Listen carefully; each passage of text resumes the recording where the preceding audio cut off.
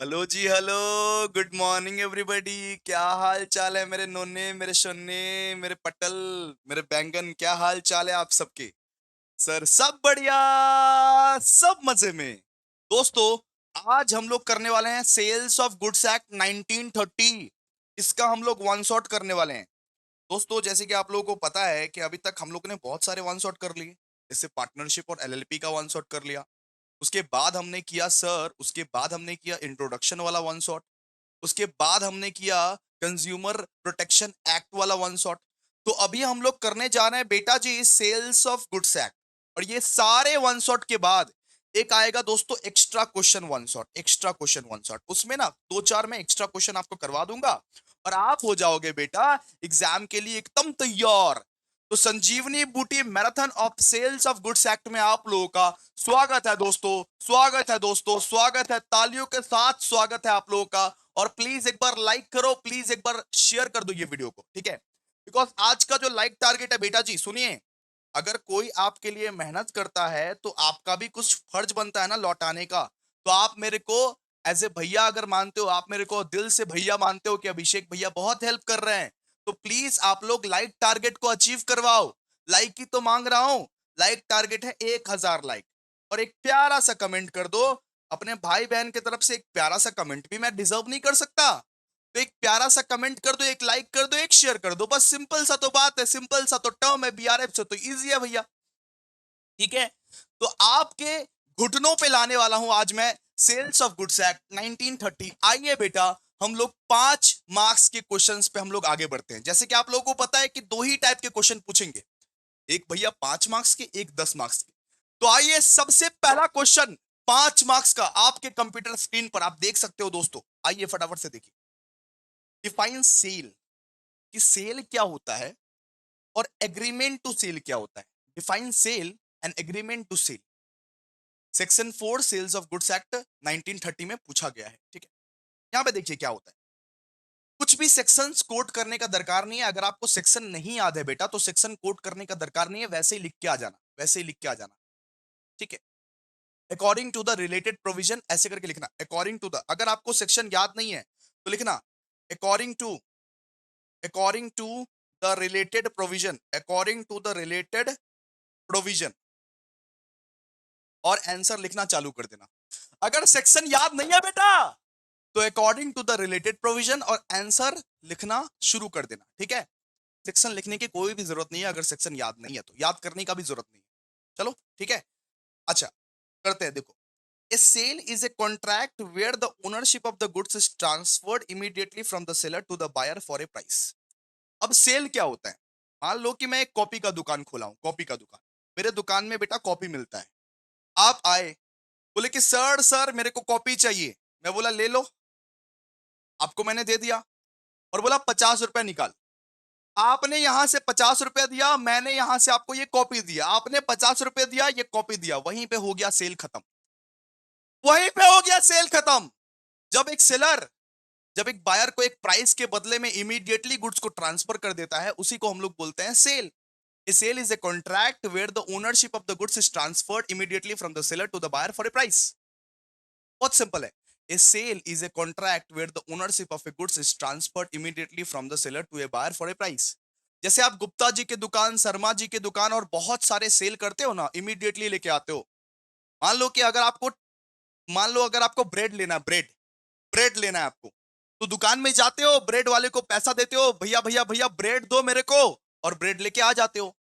उस चीज को हम लोग, उस पूरे चीज को हम लोग क्या बोलते हैं बेटा? सेल ही तो बोलते हैं, जिसमें ownership of the goods immediately transfer हो जाता है। सबसे पहले वो ब्रेड का ओनर रहता है वो दुकानदार, उसके बाद आप हो जाते हो वो ब्रेड का owner. Sale is a contract where the ownership of the goods is transferred immediately from the seller to the buyer for a price। ठीक है? अब भैया एग्रीमेंट टू सेल क्या होता है? Agreement to sale, agreement to sale मतलब ये होता है, मान लो कि एक टीवी ऑर्डर करने गए आप, टीवी, एक टीवी ऑर्डर करने गए, बहुत लेटेस्ट वाला टीवी आप ऑर्डर करने गए। तो वो टीवी वाला बोला कि अभी आप पैसे दे दो, अभी आप पैसे दे दो साहब, हम टीवी आपके घर में 5 दिन बाद पहुंचा देंगे। अभी टीवी स्टॉक में नहीं है, हम आपके घर वो टीवी 5 दिन बाद पहुंचा देंगे सर। मतलब अभी ओनरशिप ट्रांसफर नहीं हुआ है, ये क्या हुआ है बेटा, एग्रीमेंट टू सेल। मैं बात करके आया हूं कि टीवी मेरे को लेना है और मैं टीवी का पेमेंट करके आया हूं, और टीवी मेरे घर में 5 दिन बाद वो पहुंचेगा। इस चीज को मैं क्या बोलूंगा, एग्रीमेंट टू सेल। तो एग्रीमेंट टू सेल का मतलब क्या होता है, an agreement to sale is a contract where the transfer of ownership is to take place at future date. जब transfer of ownership future date में होगा, अभी नहीं हुआ है, अभी सेल नहीं हुआ है, मैं पैसे दे के आया हूं, बोला बाद में लेके जाना, मैं पैसे दे के आया हूं, बोला बाद में लेके जाना, उसको हम लोग बोलते हैं एग्रीमेंट टू सेल। सेल मतलब इमीडिएटली गुड्स ट्रांसफर हो रहा है, इमीडिएटली ओनरशिप ट्रांसफर हो रहा है, और बाद में फ्यूचर डेट में अगर ओनरशिप ट्रांसफर होगा उसको हम बोलेंगे एग्रीमेंट टू सेल। जैसे आप एक टीवी का शोरूम में गए, सुनिए ना,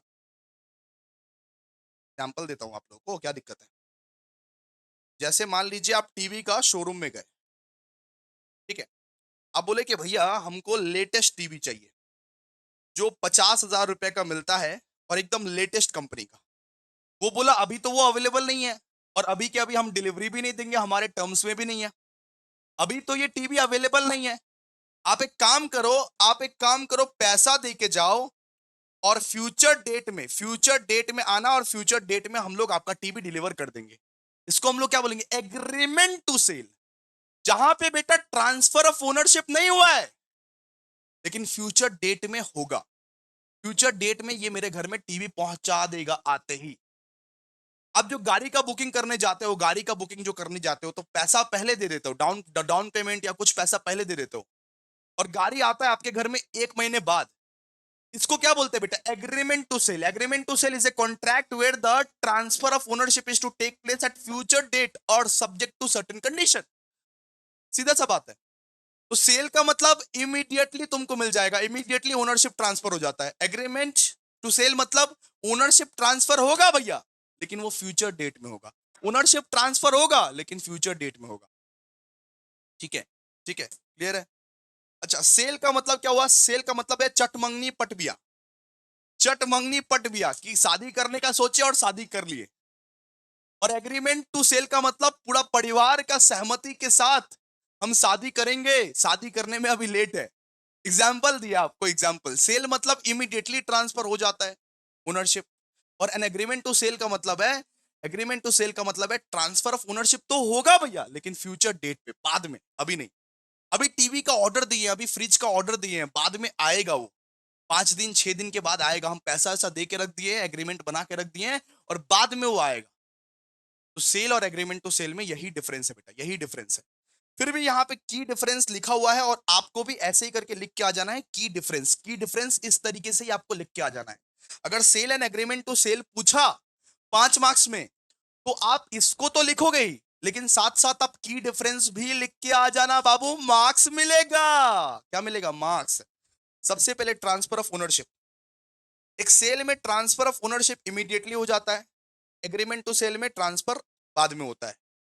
ठीक है, एग्रीमेंट टू सेल में ट्रांसफर बाद में होता है। फिर nature of contract, it is executed contract. Executed contract मतलब कॉन्ट्रैक्ट पूरा हो चुका। अगर इमीडिएटली सेल हो रहा है, इमीडिएटली ट्रांसफर हो रहा है, तो ये कॉन्ट्रैक्ट क्या हो चुका, हो चुका। एग्जीक्यूटेड मतलब हो चुका, हो चुका, हो चुका। और एग्जीक्यूटरी मतलब होएगा, अभी नहीं हुआ, होएगा, होएगा, अभी नहीं हुआ। सेल को क्या बोल सकते हो, it is executed contract. Agreement to sale को क्या बोल सकते हो, it is executory contract. Executory मतलब होगा, अभी नहीं हुआ। एग्जीक्यूटेड मतलब हो चुका सेल, हो चुका सेल, सब कुछ हो चुका, कॉन्ट्रैक्ट पूरा हो चुका। ठीक है, risk of loss. Risk of loss कौन बियर करेगा, अगर लॉस हुआ तो कौन बियर करेगा। सेल में बायर को इमीडिएटली, इमीडिएटली पास होता है तो रिस्क बायर का ही रहेगा। अगर मैंने मैंने तेरे को ये कॉपी दे दिया, सुन, मैंने तेरे को ये कॉपी दे दिया, इमीडिएटली पास हो गया। अब तू ये कॉपी को फाड़ दिया या बारिश में भीग गया, या तेरा रिस्पॉन्सिबिलिटी है ना। अगर मैंने तेरे को ये कॉपी बेच दिया तो तेरे पास तो पहुंच गया, इमीडिएटली चला गया। अब बारिश में भीग गया ये कॉपी, या तूने फाड़ दिया जानबूझ के, ये तो तेरा रिस्पॉन्सिबिलिटी है। ये रिस्पॉन्सिबिलिटी मैं क्यों उठाऊं। लेकिन एग्रीमेंट टू सेल में, एग्रीमेंट टू सेल में ये कॉपी मैंने डिलीवर नहीं किया है, और मैंने और मैंने तुझको बोला है कि 4 दिन बाद आ, 4 दिन बाद आ, फिर तुझको ये कॉपी मिलेगा। मैंने बोला है कि बेटा अभी तो कॉपी नहीं है, पैसे दे के जाओ और 4 दिन बाद आओ, ये कॉपी तब जाके मिलेगा।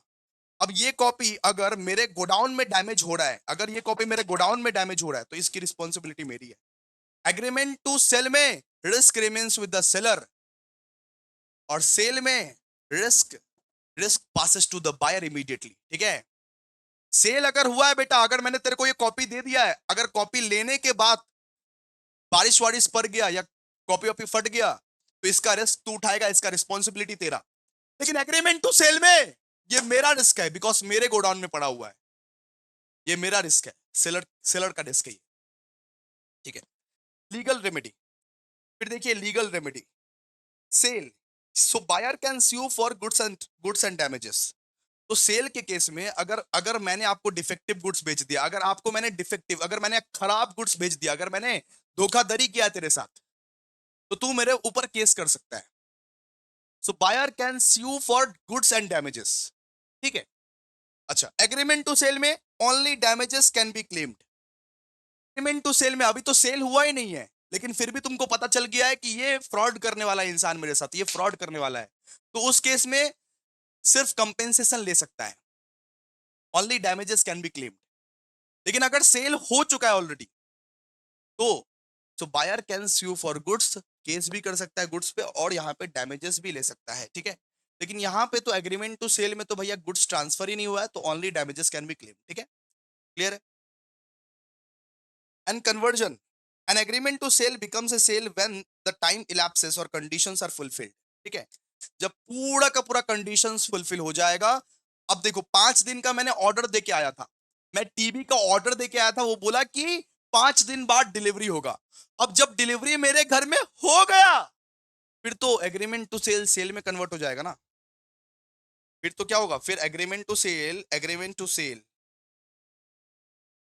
सेल में कन्वर्ट हो जाएगा ना। फिर मैं टीवी का ऑर्डर ये दे के आया था, लेकिन टीवी का ऑर्डर हमने ये दे दिया, ठीक है, और मेरे घर में डिलीवरी भी कर दिया, तो एग्रीमेंट टू सेल सेल बन गया ना, सीधा सा बात है। ठीक है, तो बेसिकली यही है की डिफरेंस। तो आपको अगर पूछेगा sale and agreement to cell, sale and agreement to sale लिख देना, डेफिनेशन लिख देना, और की डिफरेंस भी लिख देना साथ साथ, क्योंकि 5 मार्क्स का क्वेश्चन है बेटा, 5 मार्क्स का क्वेश्चन है, मजाक नहीं कर सकते आप लोग इसमें। ठीक है, अच्छा, आगे आगे भैया, आगे बात करते हैं कि कंडीशंस एंड वारंटीज क्या, डिफाइन कंडीशंस एंड वारंटीज। एक कंडीशन क्या होता है और एक वारंटी क्या होता है, क्या होता है एक कंडीशन, क्या होता है एक वारंटी, जरा समझने की कोशिश कीजिए। तो कंडीशन का बोला हुआ है, अच्छा, आप लोगों को सेक्शन याद नहीं रहेगा तो लिखिएगा अकॉर्डिंग, सेक्शन अगर याद नहीं रहेगा तो लिखिएगा according to related provision, according to related provision, what, according to related provision, ऐसे करके लिख के स्टार्ट कीजिएगा अपना आंसर। ठीक है, देखिए क्या बोला हुआ है, a condition is a fundamental stipulation in a contract of sale, the breach of which gives the buyer to right to repudiate the contract. मतलब बोल रहा है कि कंडीशन जो है ना, वो कॉन्ट्रैक्ट का मेन हिस्सा है, जो आपने कॉन्ट्रैक्ट बनाया था उसका मेन हिस्सा ही कंडीशन है। मान लीजिए मैंने टीवी ऑर्डर किया था, अब टीवी का स्क्रीन ही टूटा हुआ है, पूरा स्क्रीन ही टूटा हुआ है, तो उसको मैं बोलूंगा कंडीशन। अब कंडीशन जो है वो कॉन्ट्रैक्ट का मेन हिस्सा है। मैं क्या बोल रहा हूं कि कंडीशन जो है वो कॉन्ट्रैक्ट का मेन हिस्सा है। अगर तूने कंडीशन को फॉलो नहीं किया या कंडीशन को तोड़ा, तो मैं कॉन्ट्रैक्ट को कैंसिल भी कर सकता हूं। मेरे पास ये अधिकार है, मेरे पास ये हक है, मुझे ये हक है कि मैं कंडीशन को कैंसिल कर सकता हूं, रेपुडिएट कर सकता हूं। रेपुडिएट का मतलब है कैंसिल, रेपुडिएट का मतलब है कैंसिल। ठीक है, बात समझिए। एक condition is a fundamental stipulation in a contract. Fundamental stipulation का मतलब एक कंडीशन जो होता है ना, वो कॉन्ट्रैक्ट का मेन हिस्सा होता है बेटा। एक कंडीशन कॉन्ट्रैक्ट का मेन हिस्सा होता है। Condition is a fundamental stipulation in a contract. मैंने टीवी खरीदा, लेकिन टीवी का पूरा स्क्रीन ही टूटा हुआ है, तो ये कॉन्ट्रैक्ट मेरे लिए नहीं है भाई, मैं कैंसिल कैंसिल करूंगा ये कॉन्ट्रैक्ट, क्योंकि मेन हिस्सा ही गायब है इसका, मेन ही हिस्सा गायब है इसका। तो एक condition is a fundamental stipulation in a contract of sale. अगर कंडीशन के साथ कोई छेड़छाड़ होती है, अगर कंडीशन के साथ कोई धोखाधड़ी होती है, ब्रीच का मतलब है धोखाधड़ी, ब्रीच का मतलब है धोखा, अगर मेरे कंडीशन के साथ कुछ धोखाधड़ी तूने किया, तो मैं कॉन्ट्रैक्ट को कैंसिल कर दूंगा, सब बायर बोलता है। A condition is a fundamental stipulation in a contract of sale, the breach of which gives the buyer the right to repudiate the contract. एक कंडीशन फंडामेंटल स्टिपुलेशन होता है, एक कंडीशन मेन हिस्सा होता है कॉन्ट्रैक्ट ऑफ सेल का। अगर उसमें तुमने कुछ ब्रीच किया, कुछ में उसमें कुछ धोखा वोखा किया, तो बायर क्या कर सकता है? बायर वो कॉन्ट्रैक्ट को रिजेक्ट कर देता है। ठीक है, मैं टीवी खरीदने गया, अब देख रहा हूं टीवी का पूरा स्क्रीन ही गायब है। तो टीवी का मेन हिस्सा क्या होता है? मेन हिस्सा तो बेटा स्क्रीन ही होता है। तो उस स्क्रीन के लिए मैं वो सेलर को घसीट सकता हूं कोर्ट में और कैंसिल कर सकता हूं कॉन्ट्रैक्ट। ये मेरा जन्म सिद्ध अधिकार है, मैं कॉन्ट्रैक्ट को कैंसिल कर सकता हूं। ठीक है। एंड वारंटी का क्या बोला है? A warranty is a secondary stipulation to the breach of which gives the buyer the right to claim damages but not the reject of the goods. ठीक है, तो ब्रीच का मतलब क्या? छोटा मोटा प्रॉब्लम। वारंटी का मतलब क्या? वारंटी का मतलब क्या? छोटा मोटा प्रॉब्लम। वारंटी का मतलब क्या? छोटा मोटा प्रॉब्लम। कंडीशन एक मेन हिस्सा होता है जिसका उल्लंघन एक कॉन्ट्रैक्ट को कैंसिल करवा सकता है, लेकिन वारंटी एक छोटा मोटा उल्लंघन है, छोटा मोटा उल्लंघन है, छोटा मोटा हिस्सा है। ठीक है, warranty is what? Warranty is छोटा मोटा प्रॉब्लम। उसका अगर ब्रीच होगा तो बायर क्या कर सकता है? बायर सिर्फ डैमेजेस क्लेम कर सकता है, कॉन्ट्रैक्ट को तुम कैंसिल नहीं कर सकता। ठीक है, कॉन्ट्रैक्ट को कैंसिल नहीं कर सकता। जैसे मान लो एक माल पहुंचने में एक माल पहुंचने का ये टाइम था 1 बजे, लेकिन वो माल पहुंचा है तुम्हारा अगले दिन 1 बजे पहुंचा है, अगले दिन पहुंचा है। एक माल पहुंचने का टाइम था 1 बजे, लेकिन वही माल अगले दिन 1 बजे पहुंचा है। तो ये तो छोटा मोटा प्रॉब्लम है, ये तो छोटा मोटा प्रॉब्लम है। इसके लिए तुम डैमेजेस क्लेम कर सकते हो, इसके लिए तुम डैमेजेस क्लेम कर सकते हो, but you have no right to reject the goods. तू गुड्स को रिजेक्ट नहीं कर सकता, डैमेजेस क्लेम कर, उससे कंपेंसेशन मांग। छोटा मोटा प्रॉब्लम के लिए यहां पे ये बोला गया है कि बड़ा अगर प्रॉब्लम रहेगा बेटा, अगर कंडीशन जैसे कुछ बड़ा प्रॉब्लम रहेगा, कंडीशन तो मेन हिस्सा है ना कॉन्ट्रैक्ट ऑफ सेल का। अगर तुम्हारे साथ बड़ा कोई धोखा हुआ है तो तू कॉन्ट्रैक्ट को बेशक कैंसिल कर, लेकिन छोटा मोटा प्रॉब्लम है, छोटा मोटा प्रॉब्लम है तो सिर्फ कंपेंसेशन क्लेम कर सकता है। कोर्ट बोलता है कंपेंसेशन क्लेम कर सकता है, you can not cancel the contract. तुम कॉन्ट्रैक्ट को कैंसिल नहीं कर सकते। ठीक है, अब देखिए इसका इसका की पॉइंट्स देखिए। इंपॉर्टेंस ऐसे करके लिखिएगा आप लोग, इस तरीके से लिखिएगा ना तो मार्क्स मिलेगा, मार्क्स भर भर के मिलेगा। तो कंडीशंस बोला है goes to the root of the contract and warranty is collateral to the main purpose. ठीक है, कंडीशन बोला है कि goes to the root of the contract, वो कॉन्ट्रैक्ट के जड़ तक जाता है, वो कॉन्ट्रैक्ट के जड़ तक जाता है। और वारंटी जो है ये कोलैटरल है टू द मेन पर्पस। ठीक है, वारंटी एक छोटा मोटा प्रॉब्लम है और कंडीशन एक बहुत बड़ा प्रॉब्लम है। Legal effect of breach, so conditions, buyer can cancel the contract and claim damages. तो मतलब कंडीशंस के केस में, सुनो, कंडीशन के केस में तुम कॉन्ट्रैक्ट को कैंसिल भी कर सकते हो और साथ साथ तुम मुआवजा भी मांग सकते हो। ठीक है, कंडीशंस के केस में तुम कॉन्ट्रैक्ट को कैंसिल भी कर सकते हो और साथ साथ तुम मुआवजा भी मांग सकते हो। वारंटी के केस में बेटा सिर्फ मुआवजा मांग। वारंटी के केस में buyer can only claim damages, buyer can only claim damages. What? Buyer can only claim damages. फिर बात करते हैं कन्वर्शन, फिर बात करते हैं कन्वर्जन का। एक कंडीशन में भी ट्रीटेड एज वारंटी। सुनो, एक चीज ध्यान रखो, a warranty can not be treated as condition but a conditions may be treated as warranty. एक वारंटी कभी कंडीशन नहीं बन सकता, लेकिन एक कंडीशन वारंटी बन सकता है। If the buyer accepts the good despite the breach, अगर बायर ने बोला ठीक है मेरे साथ तो धोखाधड़ी हुआ है, अगर बायर ने कोर्ट में जाके बोला कि ठीक है मेरे साथ तो धोखाधड़ी हुआ है, लेकिन हम इसको वारंटी मान लेंगे, ठीक है कोई दिक्कत नहीं, हम इसको वारंटी मान लेंगे। बायर खुद कबूल कर रहा है कोर्ट में जाके कि ठीक है मेरे साथ धोखाधड़ी तो हुआ है, लेकिन मैं ये गुड्स को एक्सेप्ट करता हूं, तो उस कंडीशन को वारंटी मान लिया जाएगा। उस कंडीशन को बेटा वारंटी मान लिया जाएगा उस केस में, अगर बायर खुद एक्सेप्ट करता है। A condition may be treated as warranty if the buyer accepts the good despite the breach. मैं जानता हूं दोस्तों कि बायर के साथ धोखाधड़ी हुआ है, लेकिन वो कोर्ट में जाके खुद ही बोल रहा है कि ठीक है कोई दिक्कत नहीं है, मैं कंडीशन को वारंटी मान लेता हूं। मेरे को ये कॉन्ट्रैक्ट कैंसिल नहीं करना, मेरे को ये कॉन्ट्रैक्ट कैंसिल नहीं करना, मैं ये गुड्स को एक्सेप्ट कर रहा हूं, लेकिन कंपेंसेशन तो देना पड़ेगा। मैं ये कंडीशन को वारंटी मान लेता हूं। अगर बायर खुद जाके बोल रहा है कोर्ट में, तब कन्वर्शन हो जाएगा, कन्वर्शन हो जाएगा। उस केस में ये कंडीशन में भी ट्रीटेड एज वारंटी। उस केस में कंडीशंस को हम लोग वारंटी ट्रीट कर लेंगे, वारंटी ट्रीट कर लेंगे। कोई डाउट बताओ? अच्छा, इम्प्लाइड कंडीशंस क्या क्या होता है? इम्प्लाइड कंडीशंस होता है as to the title, description, sample, fitness of people. ठीक है। मतलब इम्प्लाइड कंडीशंस ये बोलता है कि अगर कोई गुड्स का ये टाइटल मैच नहीं करता तो वो कंडीशन है। अगर कोई गुड्स का टाइटल मैच नहीं करता, अगर कोई गुड्स का टाइटल में डिफेक्टिव है, तो वो कंडीशंस का ब्रीच हुआ है, तो वो कंडीशंस का ब्रीच हुआ है बेटा, कंडीशन का ब्रीच हुआ है। बोलता है कि अगर कोई गुड्स का डिस्क्रिप्शन मैच नहीं कर रहा है, अगर कोई गुड्स का डिस्क्रिप्शन मैच नहीं कर रहा है, मतलब लिखावट, यहाँ पे जो लिखा हुआ है वो मैच नहीं कर रहा है, वो गलत लिखा हुआ है, तो ब्रीच ऑफ कंडीशन होता है ये, ब्रीच ऑफ कंडीशन। अगर कोई सैंपल दिखाया गया और उस सैंपल के हिसाब से गुड्स नहीं है, तो क्या होता है? Breach of conditions. और इम्प्लाइड वारंटी क्या है? इम्प्लाइड वारंटी है बेटा quiet quiet position, freedom from income encumbrances, disclosure of dangerous nature of goods. ठीक है। मान लो कि असेट असेट बेच दिया तुमको, असेट कोई बेच दिया, असेट पे लिखा ही हुआ नहीं है कि ये खतरनाक है। इन सब चीज को हम लोग क्या बोलेंगे? इन सब चीज को हम लोग बोलेंगे इम्प्लाइड वारंटीज। इम्प्लाइड कंडीशंस किसको बोलेंगे? कि अगर टाइटल में डिफेक्ट है, डिस्क्रिप्शन में डिफेक्ट है, सैंपल में डिफेक्ट है, और उसको खाने से इंसान मर जाता है, इंसान को कुछ हो जाता है, तो ये क्या है? Breach of condition. इसको बोलते हैं कॉन्ट्रैक्ट का मेन हिस्सा, मेन हिस्सा। इंप्लाइड वारंटीज का मतलब क्या है? Quiet quiet position, freedom of encumbrances, disclosure of dangerous nature. ठीक है। अगर कोई मान लो डेंजरस नेचर का गुड्स बेच रहा है, तो ऊपर में लिखा हुआ रहना चाहिए ना कि ये गुड्स डेंजरस है, तो ये क्या है? ये वारंटी में आता है, ये वारंटी में आता है बेटा। एग्जाम्पल एग्जाम्पल में आपको एग्जाम्पल में आपको समझाना चाहता हूं, देखिए। सो कंडीशन का एग्जांपल क्या है? A buys a car that that turns out to be stolen, he can't reject it, he can reject it.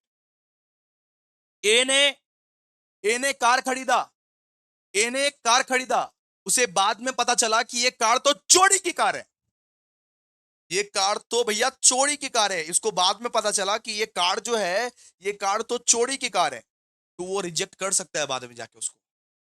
ये कंडीशन है, ये मेन हिस्सा है। मैंने एक टीवी खरीदा और टीवी का पूरा स्क्रीन ही टूटा हुआ था, तो कहां देखेंगे टीवी? ये क्या कंडीशन? तो ए बाइज ए कार, ए ने एक कार खरीदा, बाद में उसको पता चला कि ये तो कार चोरी का है, he can reject it. And warranty, A buys a car with a faulty stereo, मतलब एक कार में थोड़ा सा छोटा सा प्रॉब्लम था। वारंटी क्या होता है? एक कार में छोटा सा प्रॉब्लम था, छोटा सा प्रॉब्लम था, तो he can claim repair cost. तो रिपेयरिंग का खर्चा मांग सकता है कंपनी से, रिपेयरिंग का खर्चा मांग सकता है, उसको हम लोग बोलेंगे वारंटी। तो कंडीशन क्या होता है? कंडीशन में आप क्या कर सकते हो? कैंसल भी कर सकते हो कॉन्ट्रैक्ट, और साथ ही साथ क्लेम भी कर सकते हो damages. You can cancel plus claim the damages. But warranty में बेटा सिर्फ आप डैमेजेस क्लेम कर सकते हो, सिर्फ आप डैमेजेस क्लेम कर सकते हो। okay? और कुछ नहीं कर सकते। क्लियर है आप लोगों को? अच्छा, अब आगे पढ़ेंगे। When a condition is treated to as a warranty, कब एक कंडीशंस को वारंटी मान लिया जाता है? कब एक कंडीशन को, कौन सा सर्कमस्टेंसेस में एक कंडीशंस को बेटा वारंटी मान लिया जाता है? When a condition is treated as a warranty, जरा देखिए लिखा हुआ है कि as per section 13, as per section 13 of the sales of goods act, as per section 13 of the sales of goods act 1930, a condition may be treated as a warranty under certain circumstances. This means the buyer cannot reject the goods but may claim damages for breach.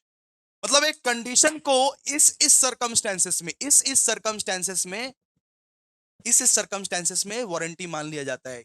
ये सब sir, ये कुछ certain circumstances है, ये 6 कुछ certain circumstances है जहां पे एक कंडीशन को वारंटी ट्रीट कर लिया जाता है, मान लिया जाता है।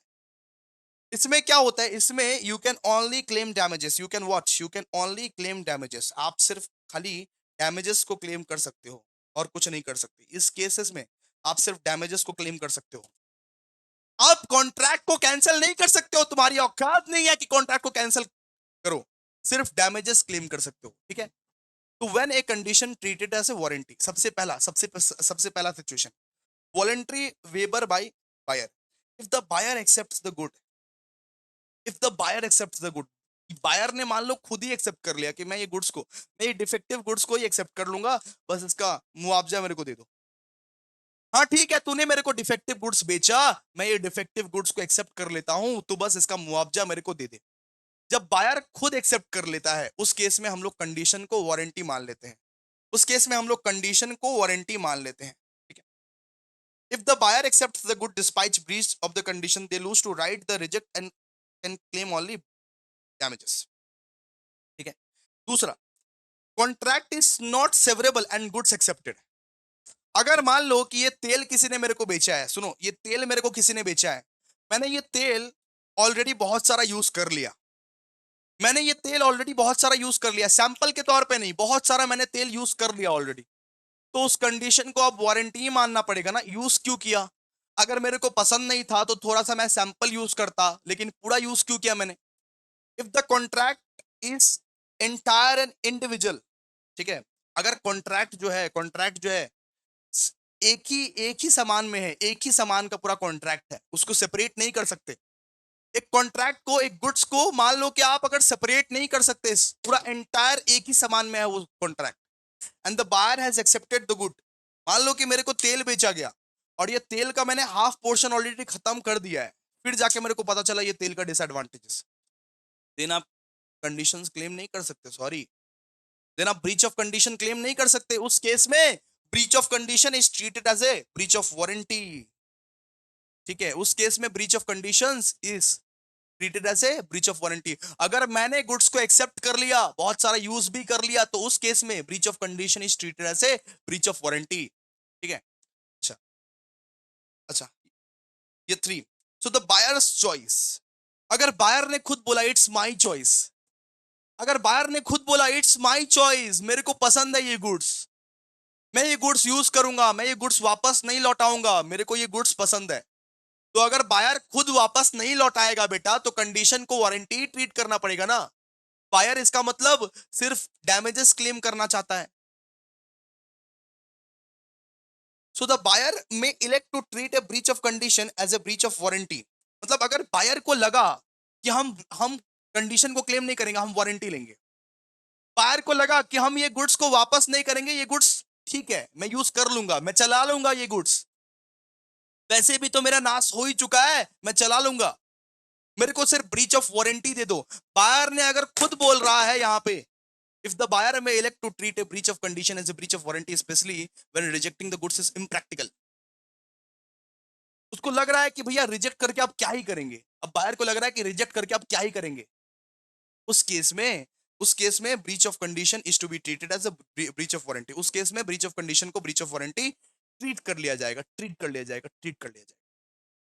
implied condition, even implied conditions may be treated as warranty if the buyer chooses not to repudiate the contract। अगर अगर अगर बायर को मन हुआ कि मैं कॉन्ट्रैक्ट को कैंसिल नहीं करूंगा, तो implied conditions को भी आप वारंटी ट्रीट कर सकते हो, implied conditions को भी वारंटी ट्रीट कर सकते हो। अगर बायर को मन हुआ, मानते हैं कि ये सब implied conditions है, मानते हैं कि इस पे बेटा डिस्क्रिप्शन नहीं लिखा गया है, मान लो कि इस ऑयल पे डिस्क्रिप्शन नहीं लिखा गया है, इसका टाइटल को छुपाया गया है, इसके सैंपल को छुपाया गया है, मैं मानता हूं कि ये इम्प्लाइड कंडीशंस है, लेकिन इम्प्लाइड कंडीशंस के होने के बावजूद भी अगर बायर बोलता है कि मेरे को ये कॉन्ट्रैक्ट कैंसिल नहीं करना है, फिर आप उस फिर आप उस कंडीशंस को वारंटी ट्रीट कर लेना, फिर आप उस कंडीशंस को क्या कर लेना, वारंटी ट्रीट कर लेना। ठीक है, वारंटी ट्रीट कर लेना। ठीक है। अच्छा, फिर बात है कि commercial expedition in business practice, minor breaches of contract are often treated as warranty to avoid good disruptions. ठीक है, एक बार ना मेरी एक सिस्टर के साथ हुआ था, सुनो ना, एक बार मेरी सिस्टर के साथ हुआ था, मौसी की बेटी के साथ, वो ना कैडबेरी का पूरा पैक खरीदी थी, कैडबरी का। सो कैडबरी का पूरा पैक खरीदी थी वहां पे पता चला कि कैडबरी का पैक में एक दो कैडबरी ना सरा हुआ निकला था, सरा हुआ, पूरा पैक खरीदी थी तो एक दो कैडबरी सरा हुआ निकला था। वो क्या की कि cadbury.com में ना ईमेल कर दी वो कि आपका ये गुड्स अब डैमेज है, मैं कंज्यूमर फोरम में जाऊंगी, कंप्लेन करूंगी। ठीक है, एक दो माइनर मिस्टेक हुआ था, एक दो कैडबरी में सरा हुआ निकला था, तो कैडबरी ने क्या किया पता है, कैडबरी ने उसको एक बड़ा सा किट भेज दिया था तो बात यहाँ पे यही है कि अगर छोटा मोटा ब्रीचेस है तो इसको इग्नोर किया जा सकता है। छोटा मोटा अगर ब्रीच ऑफ कंडीशन है, छोटा मोटा अगर ब्रीच ऑफ कंडीशन है बेटा, तो उसको इग्नोर किया जा सकता है, उसको वारंटी ट्रीट किया जा सकता है। ठीक है, in business practice minor breaches of conditions are often treated as warranties. ठीक है, क्लियर है? एग्जाम्पल भी लिख दीजिएगा आप लोग यहाँ पे। A buys 100 shirts with the condition of 100% cotton. A ने 100 शर्ट्स खरीदा और ये कंडीशंस था उसका कि 100% कॉटन होना चाहिए। On delivery 5 shirts are 90% cotton. A keeps the good but claim compensation. Condition treated as warranty. मतलब छोटा मोटा अगर डिफेक्ट है, अगर कैडबरी में दो कैडबरी खराब भी निकल गया तो क्या हुआ बाबा, वो लोग भी तो इंसान ही है। अगर कैडबरी का पूरा पैक में दो कैडबरी अगर खराब भी निकल गया तो क्या हुआ, उसके लिए क्या ब्रीच ऑफ कंडीशन करने जाओगे क्या आप? उतने से बात के लिए आप ब्रीच ऑफ वारंटी ले लो, ब्रीच ऑफ वारंटी ले लो। ठीक है, तो अगर माइनर ब्रीचेस हुआ है तो उस केसेस में हम लोग क्या करेंगे, ब्रीच ऑफ वारंटी ले लेंगे। ब्रीच का मतलब धोखाधड़ी, ब्रीच का मतलब धोखाधड़ी। ठीक है, बात करते हैं अभी कि duties of buyers and sellers of the goods. एक बायर का क्या ड्यूटी रहता है और एक सेलर का क्या ड्यूटी रहता है? एक बायर का और एक सेलर का क्या ड्यूटी रहता है? What are the duties of the buyer and seller of the goods? एक बायर का क्या ड्यूटी रहता है, एक सेलर का क्या ड्यूटी रहता है? देखिए, सबसे पहले हम लोग पढ़ेंगे ड्यूटीज ऑफ द बायर। सबसे पहला चीज हम लोग पढ़ने वाले हैं ड्यूटीज ऑफ द बायर। एक बायर का क्या ड्यूटी रहता है? देखिए, सबसे पहला duty, accept delivery of the goods. एक बायर हमेशा वो जो डिलीवरी ऑफ द गुड्स है उसका वो एक्सेप्ट करना चाहिए। So the buyer must accept the goods when when delivered as per the contract terms. एक बायर को हमेशा गुड्स को एक्सेप्ट करना चाहिए। ठीक है, फिर pay the price. So the buyer is bound to pay the agreed price at the time and place specified. So buyer का ये जन्म सिद्ध अधिकार है कि वो जो गुड्स लिया है, मैंने कुछ गुड्स अगर लिया है तो उसका मैं प्राइस चुकाऊं, उसका मैं प्राइस चुकाऊं। Apply for delivery. अगर कोई टाइम फिक्स नहीं है तो बायर को बोलना चाहिए कि डिलीवरी मेरे को इस डेट पे मिलना चाहिए। अगर कोई भी टाइम फिक्स नहीं है तो बायर को खुद बोलना पड़ेगा ना कि डिलीवरी मुझे इस डेट पर दे दो।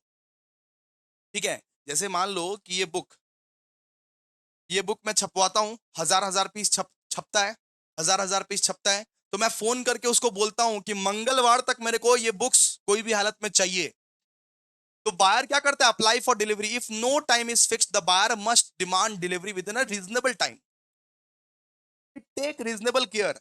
If the delivery is delayed at buyer request, they must take reasonable care of the good. ठीक है, अगर मान लो कि डिलीवरी डिले हो रहा है, ठीक है, डिलीवरी अगर डिले हो रहा है बायर के रिक्वेस्ट पर, तो उसको पूरा का पूरा रीजनेबल केयर करना पड़ेगा अपना गुड्स का। ठीक है, liability for rejections without cause. अगर बायर अचानक से बोला कि हमको तो ये गुड्स नहीं चाहिए, अगर बायर अचानक से बोला कि हमको तो ये गुड्स नहीं चाहिए, मान लो कि मैंने 1000 पीस ऑफ बुक्स का ऑर्डर दे दिया और अचानक से जब ये 50% बन गया, 50% जब बन गया, 500 बुक जब बन गया, तब हम फोन करके बोल रहे हैं हमको तो ये गुड्स नहीं चाहिए, तो जुर्माना दो बेटा, जुर्माना दो। हम तो यहाँ पे बना लिए हैं, हम क्या करेंगे इस बुक का?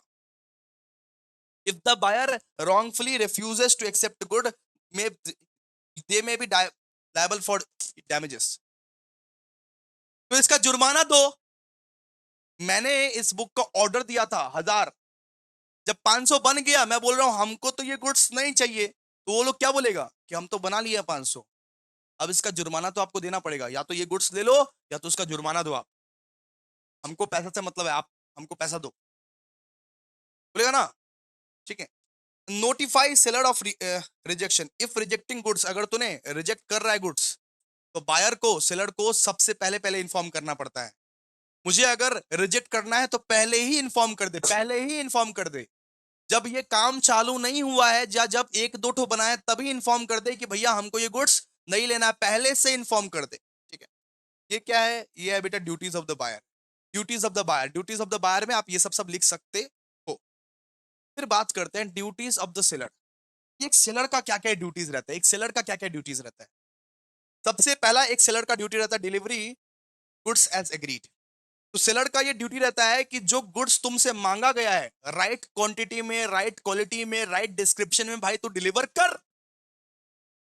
जो टाइप का गुड्स तुझसे मांगा गया है वो तो डिलीवर कर। The seller must deliver goods of the right quantity, right quality and right description. Right quantity, right quality, right description में गुड्स को डिलीवर कर।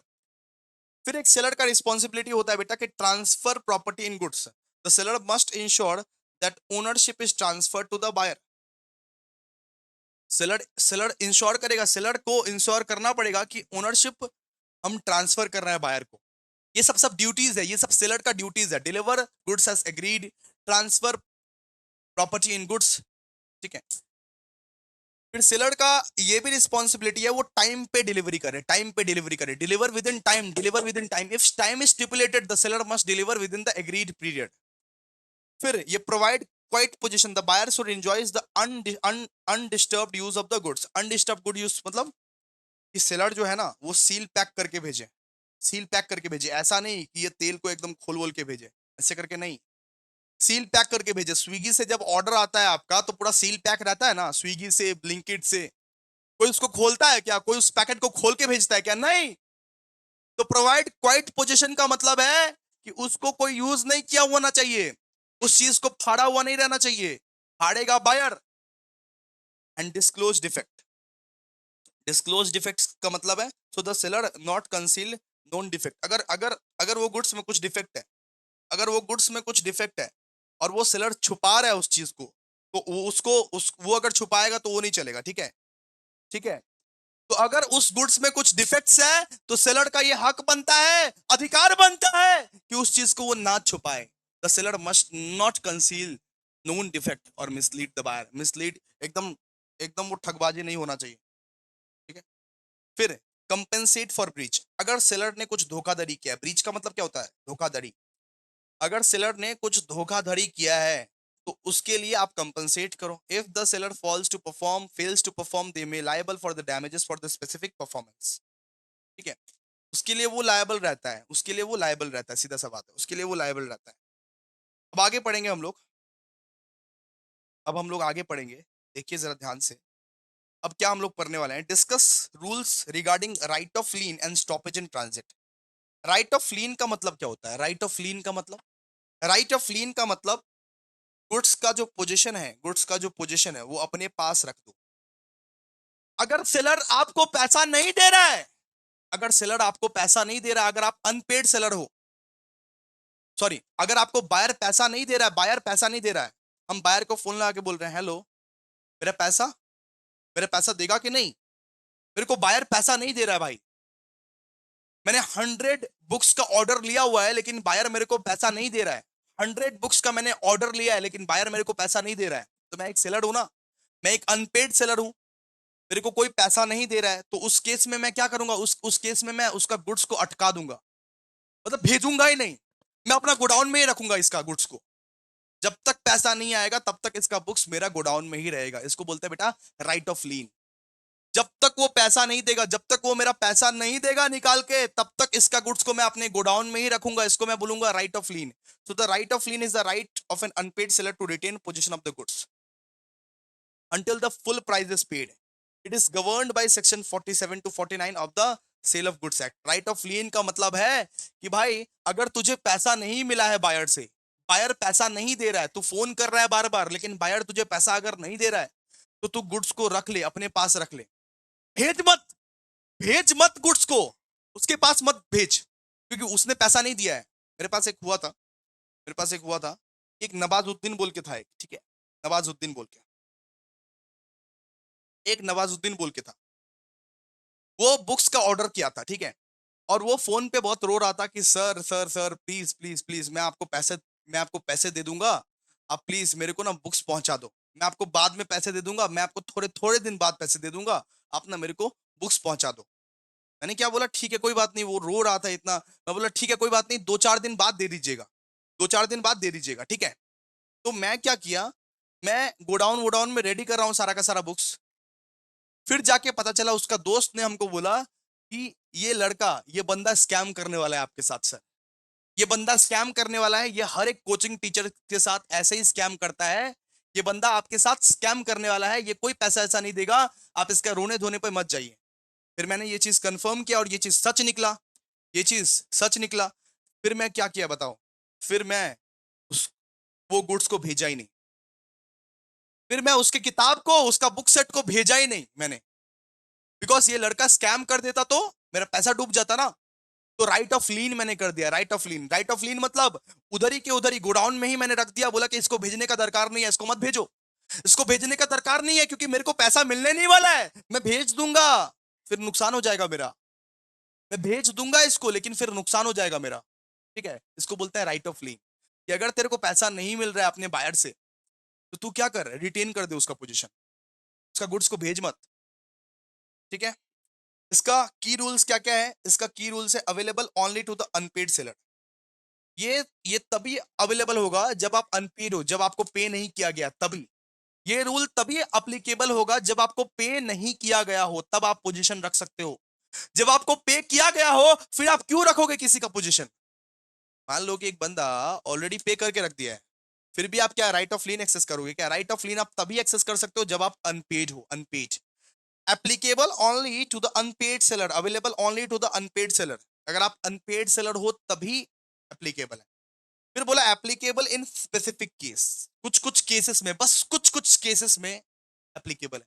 जब आप गुड्स को क्रेडिट में बेचते हो, ठीक है, when goods are sold without credit, जब जब मान लो गुड्स को विदाउट क्रेडिट में बेचे हो, कैश में, आपका रूल है बेटा कैश में, और मान लो उसका क्रेडिट टर्म जो है वो एक्सपायर हो गया, आपने बोला था कि 2-3 दिन के अंदर मेरे को कैश दे देना, मैंने यहाँ पे नवाजुद्दीन को बोला था, ठीक है 2-3 दिन के बाद आप मेरे को कैश ये दे देना, मेरे को 7 दिन हो गए थे लेकिन उसने मेरे को नहीं दिया था, नहीं दिया था। तो या तो आप क्रेडिट टर्म्स में नहीं बेचते हो, या तो आपका क्रेडिट एक्सपायर हो चुका है, या तो बायर इंसॉल्वेंट हो चुका है। उस केसेस में आप राइट ऑफ लीन कर सकते हो, राइट ऑफ लीन, कि जो गुड्स मैं तेरे को देने वाला था वो गुड्स मैं यहीं पे रखूंगा, वो गुड्स बेचूंगा नहीं तुमको मैं, राइट ऑफ लीन। फिर एक होता है loss of lien. Lien is lost where the seller delivers goods to the carrier. अगर मान लो कि उसके पास डिलीवरी हो चुका है, उसके पास ऑलरेडी डिलीवरी हो चुका है, नवाजुद्दीन के पास मेरा ये बुक्स पहुंच चुका है, नवाजुद्दीन के पास ये गुड्स पहुंच चुका है ऑलरेडी, तब राइट ऑफ लीन मेरे को नहीं मिलेगा, लीन लॉस्ट हो जाएगा बेटा। Lien is lost when the seller delivers goods to the carrier without reserving the right is disposal. ठीक है, फिर एक होता है बेटा पार्सल डिलीवरी। पार्सल डिलीवरी कि अगर मुझे 1000 बुक्स किसी को भेजने हैं, सुनो 1000 बुक्स किसी को भेजने हैं, मैंने 500 भेज दिए ऑलरेडी, लेकिन 500 नहीं भेजा, और तभी मेरे को पता चला कि पैसे नहीं मिलने वाले, तो आधा भेज दिया, आधा तो भेज दिया कोई दिक्कत नहीं है, लेकिन आधे का तुम राइट ऑफ लीन कर सकते हैं अभी भी। रिमेनिंग गुड्स का तुम राइट ऑफ लीन कर सकते हैं, आधा पहले भेज दिया, मैं जानता हूं तुम्हारे साथ धोखाधड़ी हो चुका है, लेकिन पैसे नहीं मिले और पैसे मिलेंगे भी नहीं, तो आधा रख ले एटलीस्ट, उसको भी अगर भेज देगा तो फिर वापस चुना लग जाएगा। If part of the good is delivered, lien may be still be exercised on the remaining goods. ठीक है, फिर दिया हुआ है no need for the court action. इसके लिए कोर्ट की सहमति की कोई जरूरत नहीं है, राइट ऑफ लीन करने के लिए कोर्ट की सहमति की कोई जरूरत नहीं है। नवाजुद्दीन को मैंने जो ये बुक्स नहीं भेजा, उसके लिए मेरे को कोर्ट से परमिशन नहीं मांगना पड़ा। हेलो कोर्ट, क्या इसका परमिशन है? ऐसा मेरे को कोर्ट से परमिशन नहीं मांगना पड़ा, कोर्ट वोट जाना नहीं पड़ा मेरे को। So the seller can retain good without going to court. Example कर लीजिएगा, बस हो गया, राइट ऑफ लीन हो गया। राइट ऑफ लीन इतना कर लीजिएगा आप लोग, इतना कर लीजिएगा। Right of stoppage in transit, इसका भी एक एग्जाम्पल है, सुनो इसका भी एक एग्जाम्पल है मेरे पास। अच्छा ये फिक्टिशियस एग्जाम्पल बना रहा हूँ, ठीक है, फिक्टिशियस एग्जाम्पल, उतना एग्जाम्पल कहाँ से आएगा? मेरे पास एक लड़का था जिसका नाम था विशाल। विशाल विशाल ने क्या बोला कि सर हेलो, ठीक है सुनो, विशाल ने क्या बोला कि हेलो सर, हम आपको बाद में पैसा दे देंगे, आप बुक्स को हमको डिलीवर कर दीजिए, आप बुक्स को हमको डिलीवर कर दीजिए, हम आपको बाद में पैसा दे देंगे। ये एक फिक्टिशियस एग्जांपल है, ये सच में नहीं हुआ है, एग्जांपल दे रहे हैं। विशाल जो था, विशाल बोला कि हेलो सर, हम आपको बुक्स का बाद में पैसा दे देंगे, डिलीवरी के दौरान आपको पैसा दे देंगे, आप बुक्स को डिलीवर कर दीजिए। मैं 7 दिन वेट किया, 8 दिन वेट किया, और 9वां दिन में मैंने गुड्स को डिलीवरी कर दिया। गुड्स को मैंने डिलीवरी पे भेज दिया। ये जो बुक्स है ना, ये बुक्स को मैंने भेज दिया डिलीवरी पे। जब भेजा, उसके बीच रास्ते में मेरे को पता चलता है, उसके बीच रास्ते में मेरे को पता चलता है कि ये बंदा तो पैसा देने नहीं वाला है, ये बंदा तो पैसा देने नहीं वाला है, ये बंदा तो फ्रॉड है। उस केस में क्या किया मैं, उस केस में मैं अपना पोस्टमैन को फोन किया कि हेलो, ये विशाल नाम का लड़का को नहीं पहुंचाना है, ये विशाल नाम का लड़का को नहीं पहुंचाना है, बस हो गया। Right to stoppage in transit, की रास्ता में रोक दो। अरे रास्ता में रोक दो गुड्स, अगर तुमको पता चल गया, लास्ट तक भी पता चल गया कि वो बायर इंसॉल्वेंट बन चुका है या वो पैसा नहीं देगा बेटा, तो रास्ता में रोक दो गुड्स को। स्टॉपेज इन ट्रांजिट का मतलब रास्ते में रोक दो। So the right of stoppage in transit allows an unpaid seller to regain possession of the goods while they are in transit if the buyers become insolvent, ठीक है? If the buyers become insolvent, मतलब रास्ते में ही रोक दो अगर मान लो buyer wire insolvent हो गया, ठीक है? It is govern it is govern by section 50 to 52 of the sales of goods act. इसका की रूल्स क्या क्या है? इसका की रूल्स है, goods must be in transit. Goods जो है वो ट्रांजिट में होना चाहिए, तभी जाके right of stoppage in transit apply होगा। Right of stoppage in transit तभी अप्लाई होगा जब तुम्हारा गुड्स रास्ता में है। मैं तो रास्ते पे जा रहा था, मैं तो बेल पूरी खा रहा था, ठीक है? क्लियर है? So the goods must be with carrier और bailee and not yet deliver to the buyer. Goods रास्ते में होना चाहिए, एक कैरियर में होना चाहिए, तब जाके तुम्हारे ऊपर right of stoppage in transit लगेगा, right of stoppage in transit लगेगा। फिर बोला है buyer must be insolvent, buyer को इंसॉल्वेंट होना चाहिए। बायर अगर इंसॉल्वेंट नहीं है, बायर का अगर दिवाला नहीं है, तो आप उसको नहीं रोक सकते, तब आप ये राइट को एक्सेस नहीं कर सकते। Buyer must be insolvent, buyer insolvent हो जाना चाहिए, बायर का दिवाला निकल जाना चाहिए। How to exercise? So the seller must notify the carrier to stop delivery and return the good. ठीक है, मैं हूं सेलर, मैं बोला कि भाई पोस्टमैन, आपको उसके घर में, आपको विशाल के घर में डिलीवरी करने की कोई भी जरूरत नहीं है, गुड्स को लेके वापस आ जाओ। तो सेलर क्या करेगा? कैरियर वाले को या पोस्टमैन को बोलेगा फोन करके कि स्टॉप करो डिलीवरी, डिलीवरी मत करो, डिलीवरी मत करो, पैसा नहीं दिया हुआ है। Ends when buyers get possession, अगर मान लो कि बायर को डिलीवरी मिल चुका है, तो ये राइट तो भैया एंड हो जाएगा, ये राइट तो एंड हो जाएगा, ठीक है? फिर extension of lien, so the right is considered as the extension of right of lien after possession is lost. ये सब एग्जांपल पढ़ लीजिएगा, हो गया सीधा सा बात है, स्टॉपेज इन ट्रांजिट भी हो गया। एक होता है बेटा राइट टू रीसेल, एक होता है राइट टू रीसेल, ऐसे ही पढ़ा देना है। राइट टू रीसेल का मतलब है कि जो गुड्स आपने अटकाया था राइट टू लीन में, जो गुड्स आपने अटकाया था उसको एक स्पेसिफिक टाइम के बाद आप बेच दोगे, उसको स्पेसिफिक टाइम के बाद बेच दोगे। अगर आपको पता है कि बायर जो है वो धोखाधड़ी कर रहा है आपके साथ, तो एक स्पेसिफिक टाइम के बाद उसको जाके बेच दोगे, ठीक है? वो बायर नहीं खरीदेगा तो न्यू न्यू बायर को खोजोगे, जो पैसा देगा उसको रीसेल कर दोगे, राइट टू रीसेल, ठीक है? तो आपके पास तीन राइट्स आते हैं, एक तो भैया राइट ऑफ लीन, दूसरा right of stoppage in transit, फिर राइट टू रीसेल, ठीक है? या तो गुड्स अपने पास अटका सकते हो, या तो रास्ते में रोक सकते हो, या तो रीसेल कर सकते हो। ये तीनों राइट आपके पास अवेलेबल है। किसके पास भैया? सेलर के पास। सेलर के पास ये तीन राइट अवेलेबल है, तीन राइट बेसिकली मोटा मोटा अवेलेबल है, मोटा मोटा ये तीन राइट अवेलेबल है, ठीक है? अब पढ़ते हैं हम लोग difference between sale and agreement to sale and conditions and warranties. Very very very very very important, बहुत ज्यादा इंपॉर्टेंट है, सुनिए।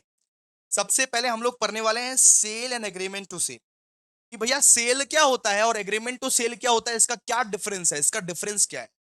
तो सेल में बेटा ट्रांसफर ऑफ ओनरशिप जो है ना बेटा, वो इमीडिएटली होता है, और एग्रीमेंट टू सेल में ट्रांसफर ऑफ ओनरशिप जो होता है वो फ्यूचर डेट पे होता है, ठीक है? इतना पता है। सेल जो होता है वो एग्जीक्यूटेड कॉन्ट्रैक्ट रहता है, मतलब कॉन्ट्रैक्ट परफॉर्म हो चुका। और एग्रीमेंट एग्रीमेंट टू सेल जो होता है वो एग्जीक्यूटरी कॉन्ट्रैक्ट रहता है, executory contract.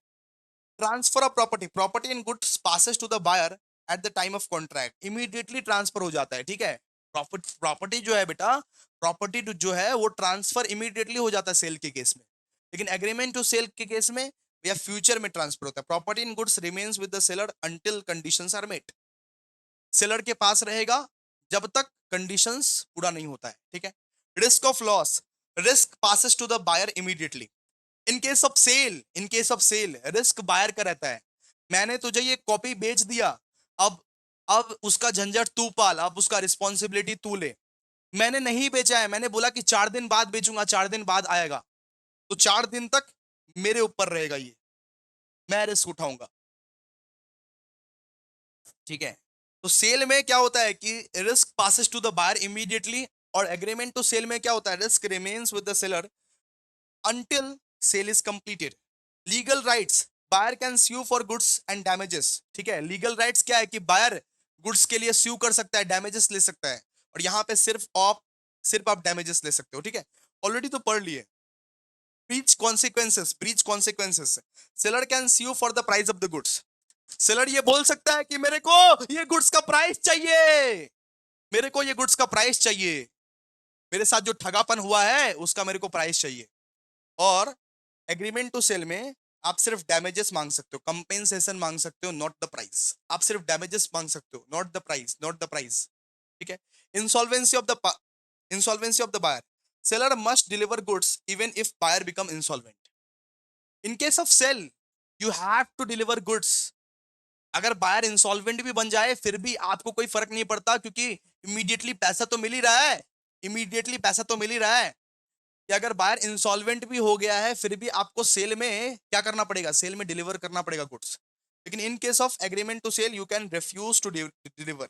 Right of lien, right of stoppage in transit, ये सब एक्सेस कर सकते हो आप। ठीक है।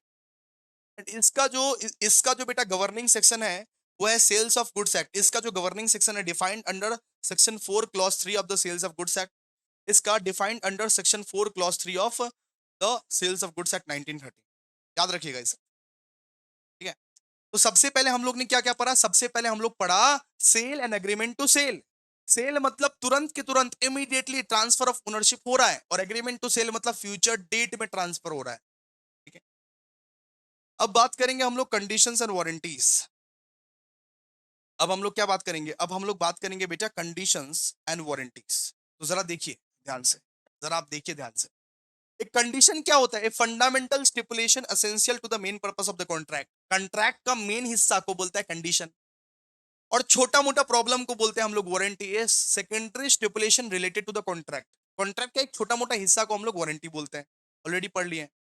Defined under section 12 clause 2। Condition जो है वो सेक्शन 12 क्लॉज 2 में डिफाइंड है, वारंटी जो है वो सेक्शन 12 क्लॉज 3 में डिफाइंड है। ठीक है। Importance goes to the root of the contract. Contract के जड़ तक जाता है कंडीशन, कॉन्ट्रैक्ट के जड़ तक जाता है, जड़ तक जाता है। और वारंटी क्या, is collateral to the main purpose. इतना बड़ा मेन कॉन्ट्रैक्ट मेन पर्पस नहीं है, कोलैटरल है, छोटा मोटा इशू है। Effect of breach, buyer can repudiate the contract and claim damages. अगर कंडीशंस का ब्रीच हुआ है तो आप कॉन्ट्रैक्ट को कैंसिल कर सकते हो और डैमेजेस भी क्लेम कर सकते हो। अगर कंडीशंस का ब्रीच हुआ है तो आप कॉन्ट्रैक्ट को बेटा कैंसिल कर सकते हो, buyer can repudiate the contract and claim damages. लेकिन अगर वारंटी का ब्रीच हुआ है तो आप सिर्फ डैमेजेस क्लेम कर सकते हो, नॉट कैंसिल द कॉन्ट्रैक्ट। आपको कैंसिल कॉन्ट्रैक्ट नहीं करने को मिलेगा, आप सिर्फ डैमेजेस क्लेम कर सकते हो। फिर conversion may be treated as warranty by buyer's choice and can not be treated as conditions. सुनिए, कंडीशंस को आप वारंटी ट्रीट कर सकते हो, लेकिन एक वारंटी को कंडीशंस ट्रीट नहीं कर सकते। कंडीशंस को आप वारंटी ट्रीट कर सकते हो, बात सही है, कंडीशंस को आप वारंटी ट्रीट कर सकते हो, लेकिन एक वारंटी को आप कंडीशन ट्रीट नहीं कर सकते। ठीक है, क्लियर है। Legal remedy both resistance and damages available. ठीक है। यहाँ पे क्या होता है, यहाँ पे कंडीशंस में बेटा कि आप डैमेजेस भी क्लेम कर सकते हो, कॉन्ट्रैक्ट भी कैंसिल कर सकते हो, और यहाँ पे सिर्फ डैमेजेस क्लेम कर सकते हो। ठीक है। और इसका एग्जांपल लिख दीजिएगा, implied as to title, description, sample, fitness, quiet position, freedom of encumbrances, ये सब पढ़ लीजिएगा आराम से। पांच पांच डिफरेंस पढ़ लीजिएगा, काम हो जाएगा। पांच पांच डिफरेंस पढ़ लीजिएगा ना, काम हो जाएगा आप लोग। पांच पांच पढ़ लीजिएगा, हो जाएगा काम।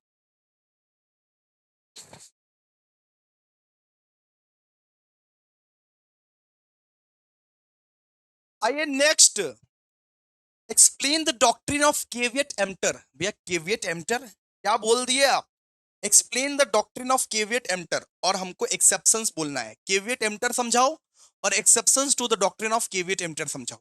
ठीक है। तो जरा समझिए केवियट एम्प्टर मतलब क्या होता है। केवियट एम्प्टर मतलब होता है बेटा, let the buyer be aware, let the buyer be aware.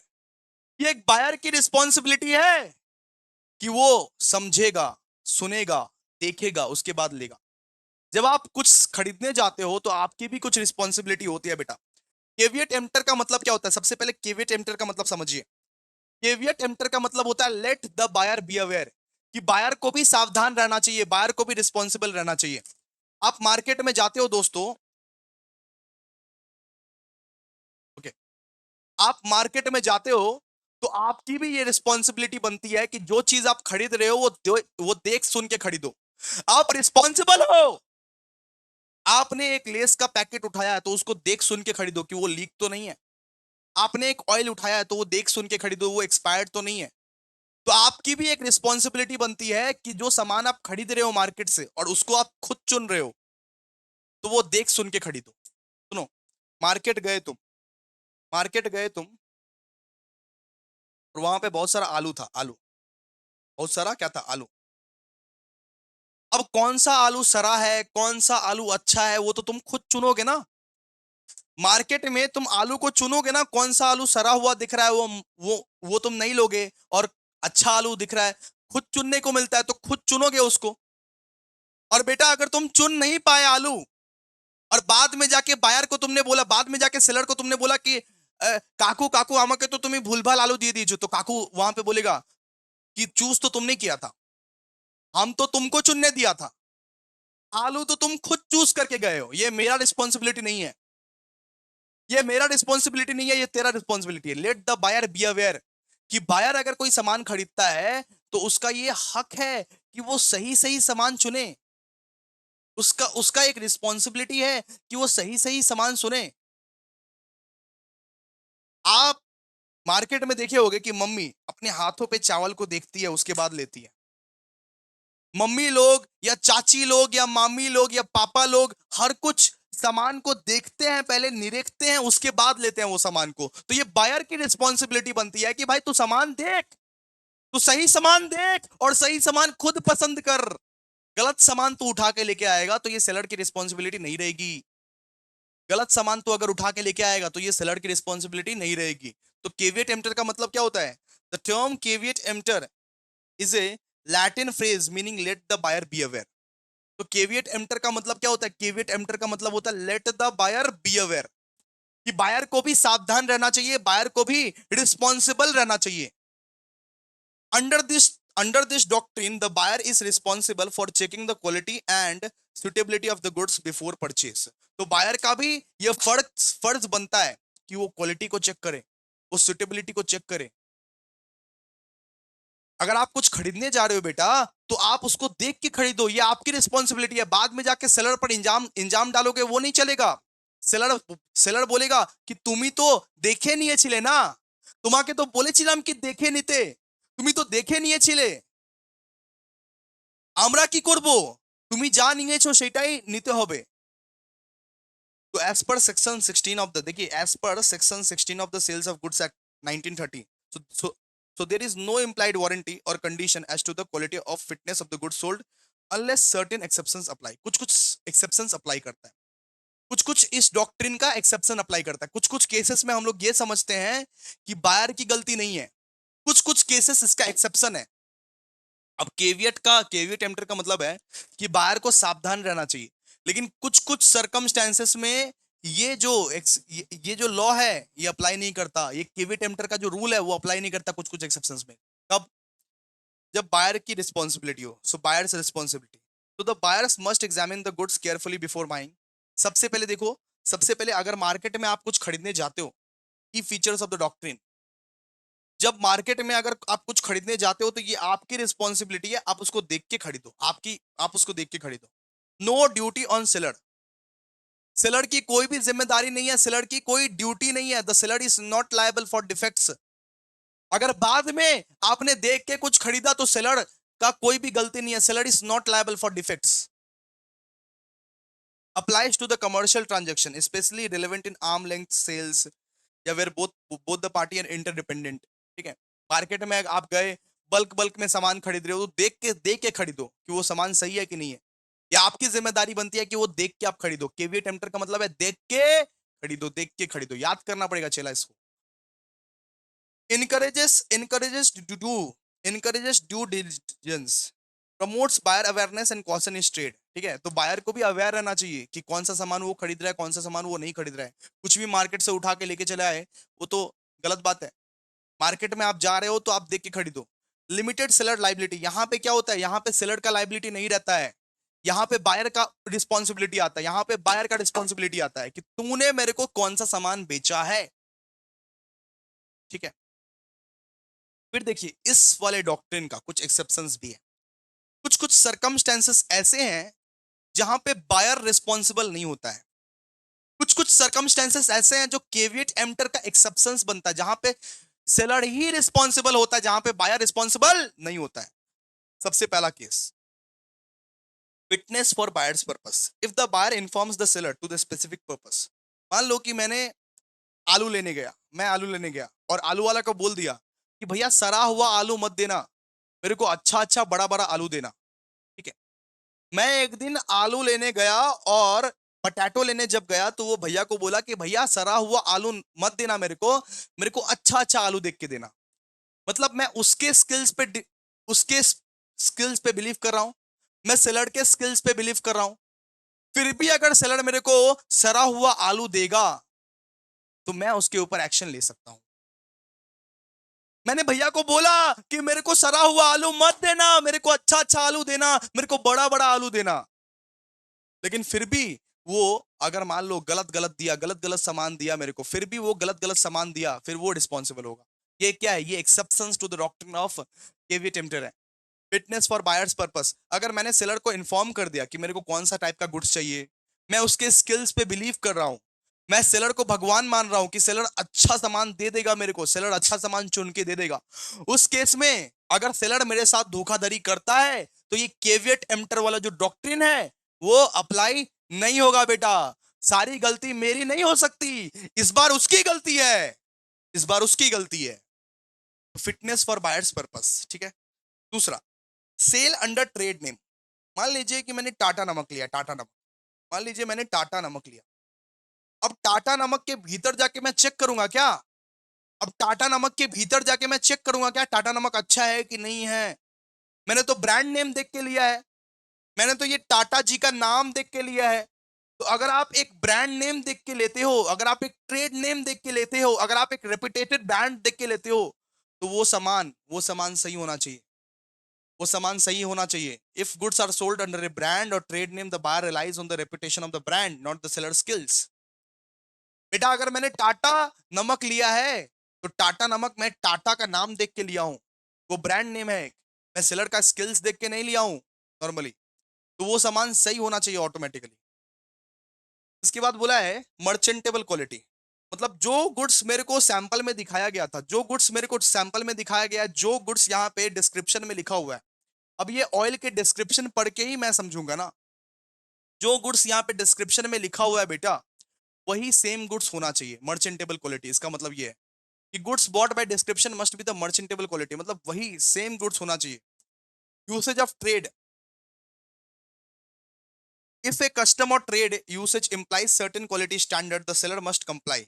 मतलब एक क्वालिटी स्टैंडर्ड अगर मेंटेन करना है, अगर ट्रेड वाला बोल रहा है कि एक क्वालिटी स्टैंडर्ड मेंटेन करना है, तो सेलर को उसको अप्लाई करना पड़ेगा, कोई भी हालत में सेलर को अप्लाई करना पड़ेगा। ठीक है, इसके बाद कंसेंट ऑब्टेन्ड बाय फ्रॉड और misrepresentation, if the seller conceals और डिफेक्ट और make false claim, the buyer can reject the good.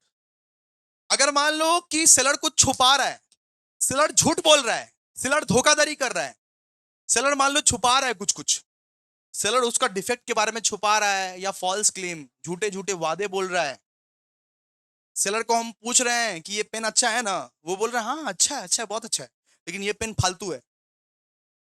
वो झूठा मूठा तारीफ कर रहा है कि इस पेन से आप एकदम स्पीड में लिख सकते हो, बहुत ज्यादा स्पीड में लिख सकते हो, ऐसा ऐसा झूठा झूठा तारीफ कर रहा है। ये पेन उड़न तस्तरी है, ऐसा ऐसा झूठा झूठा तारीफ कर रहा है, तो मैं रिजेक्ट कर सकता हूं। अगर सेलर ही झूठा है, अगर सेलर ही चोट्टा है, अगर सेलर ही झूठा है, तो मैं क्या कर सकता हूं, रिजेक्ट कर सकता हूं। बोलो नहीं, फिर उस केस में केविएट एम्प्टर का एग्जेप्शन अप्लाई नहीं करेगा, फिर उस केस में केविएट एम्प्टर का एग्जेप्शन अप्लाई नहीं करेगा। ठीक है, sale by sample and description, कि जो सामान खरीद रहा हूं वो सैंपल और डिस्क्रिप्शन से मैच करना चाहिए। If goods do not match the sample और डिस्क्रिप्शन, इस सामान के ऊपर जो लिखा हुआ है, इस सामान के ऊपर जो लिखा हुआ है उससे मैच करना चाहिए ये गुड्स, ठीक है। ये वाला जो मेरे पास ये डब्बा है, ये डब्बा के ऊपर जो लिखा हुआ है इसके अंदर वाला गुड्स मैच करना चाहिए, नहीं मैच कर रहा है तो मैं रिजेक्ट कर सकता हूं, ठीक है। Latent defect, latent defect, if defects are not discovered by the ordinary inspection the seller may be liable, ठीक है। फिर होता है sale by auction, if the seller misrepresents the goods और bid secretly the buyer can claim remedy, ठीक है। तो अगर आप याद कर लोगे ना तो हो जाएगा आपका। एक्सेप्शंस आपको 60 ठो याद करने हैं, 60 ठो, 7 एक्सेप्शंस आपको याद करने हैं, ठीक है। अगर आपको केवियट केवियट एम्प्टर का अगर आपको केवियट एम्प्टर का डेफिनेशन पूछा और एक्सेप्शंस पूछना, तो यहाँ पे डेफिनेशन लिख देना, डेफिनेशन और एक्सेप्शंस लिख देना, डेफिनेशन और 60 ठो एक्सेप्शन के 60 ठो एक्सेप्शंस लिख देना, ठीक है। क्लियर है? चलो आगे आगे बढ़ते हैं हम लोग। अब बात करेंगे बेटा कि अनपेड सेलर कौन होता है भैया जी, प्लीज बताओ ना, अनपेड सेलर कौन होता है? Who is unpaid seller? Unpaid seller मतलब जिसको पैसे नहीं मिले। मैंने ये बुक किसी को बेच दिया लेकिन मेरे को पैसे नहीं मिले अभी तक। मैंने ये बुक किसी को बेच दिया बेटा, लेकिन मेरे को अभी तक पैसे नहीं मिले हैं, तो मैं क्या कहलाऊंगा? मैं कहलाऊंगा दोस्तों अनपेड सेलर। एक मिनट। तो definition of unpaid seller, an unpaid seller is one who has not received the full price of goods sold और has received a negotiable instrument like a cheque that has dishonoured. एक unpaid seller वो होता है जिसको पूरा full price नहीं मिला हुआ है, जिसको अपना गुड्स का प्राइस नहीं मिला हुआ है, या जिसको एक चेक मिला हुआ है लेकिन वो चेक डिसऑनर निकला है, या जिसको एक चेक मिला हुआ है लेकिन वो चेक डिसऑनर निकला है। So this includes not only to the original seller but only any person in position of the seller such as agent और कंसाइनर। एजेंट या कंसाइनर पे भी अप्लाई करता है, ठीक है। तो अनपेड सेलर एजेंट या कंसाइनर पे भी अप्लाई करता है। अनपेड सेलर मतलब कौन है? जिसको गुड्स का प्राइस नहीं मिला है। मैंने ये सामान तो बेच दिया है बेटा लेकिन मेरे को फुल प्राइस नहीं मिला है। या तो मेरे को एक चेक मिला, एक चेक मिला मेरे को विशाल से, लेकिन वो चेक साला डिसऑनर निकला, वो चेक फ्रॉड निकला, वो चेक डिसऑनर निकला बेटा। तो मैं क्या हूं? Unpaid seller. Unpaid seller. तो अनपेड सेलर के राइट्स क्या क्या रहते हैं बेटा? राइट्स राइट्स क्या क्या रहते हैं देखिए। तो राइट्स अगेंस्ट द गुड, एक तो होता है rights against the goods, goods के अगेंस्ट मेरा क्या राइट्स है। और एक होता है बेटा कि बायर के अगेंस्ट मेरा क्या राइट्स है।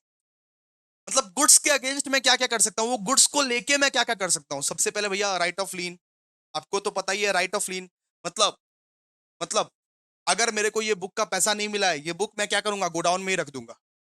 जब तक तू मेरे को फुल पेमेंट नहीं करेगा ये गुड्स मैं गोडाउन से निकालूंगा ही नहीं, मैं अपने गोडाउन में ही रखूंगा, मैं इसका पोजीशन रखूंगा, मैं बेचूंगा नहीं तेरे को, ठीक है।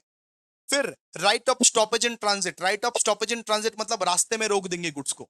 रास्ते में ट्रक वाले भैया को फोन करके बोल देंगे हेलो उसको नहीं पहुंचाना है, वो फर्जी है, वो पैसा नहीं देगा। If the buyer become insolvent, अगर बायर इंसॉल्वेंट हो गया, सुनो ये कंडीशन सिर्फ इंसॉल्वेंट पे चलेगा, अगर बायर इंसॉल्वेंट हो गया तभी। If the buyer become insolvent the seller can stop the goods in transit and regain position. फिर होता है राइट टू रीसेल, कि वो गुड्स को हम लोग रीसेल कर सकते हैं। वो गुड्स ऐसे जमा के थोड़ा ना रखेंगे। जो राइट ऑफ लीन किए थे उस गुड्स को अपना गोडाउन में क्या पूरा पूरा जीवन रखेंगे क्या? उस गुड्स को रीसेल कर देंगे, दूसरे को बेच देंगे, उस गुड्स को रीसेल कर देंगे बाबू। Right to withhold delivery मतलब मैं बोल सकता हूं कि भाई तेरे को डिलीवरी नहीं मिलेगा, पहले तो पैसा क्लियर कर उसके बाद डिलीवरी मिलेगा। Right to withhold delivery, ठीक है, right to withhold delivery. और ये पांचवा नंबर नहीं पढ़ना है, पांचवा नंबर नहीं पढ़ना है, काट दीजिए, ठीक है। अब हम लोग पढ़ेंगे right against the buyer personally. Buyer के अगेंस्ट क्या कर सकता है? ये सब तो मैंने किया गुड्स के अगेंस्ट, लेकिन बायर्स के अगेंस्ट क्या क्या कर सकता है? Right to sue for price, वो गुड्स के लिए, वो गुड्स का जो प्राइस है उसके लिए मैं उस पे केस कर सकता हूँ कि भाई तू मेरा गुड्स का price they.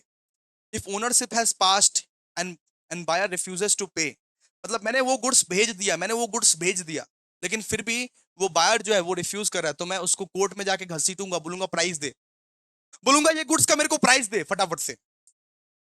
Right to sue for damages, मैं बोल सकता हूं उसको if the buyer wrongfully refuses to accept the good.